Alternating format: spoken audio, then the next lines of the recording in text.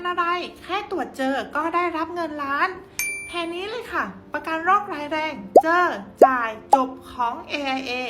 ไม่ต้องนอนโรงพยาบาลไม่ต้องผ่าตัดที่สำคัญตรวจเจอโรคร้ายแรงระยะรุนแรงรับเงินก้อนไปเลย1 ล้านบาทเคลมได้ตั้งแต่ครั้งแรกที่เจอเงินก้อนนี้สามารถวางแผนได้เลยไม่ว่าจะเป็นค่ารักษาหรือจะเก็บเป็นมรดกให้คนข้างหลังก็ได้ค่ะยกตัวอย่างเพศชายอายุ30 ปีเบี้ยประกันเพียง 5,310 บาทหรือเฉลี่ยเพียงเดือนละ500 บาทเท่านั้นเองประกันดีๆแบบนี้ต้องซื้อตอนแข็งแรงเท่านั้นนะคะรีบด่วนเลยค่ะ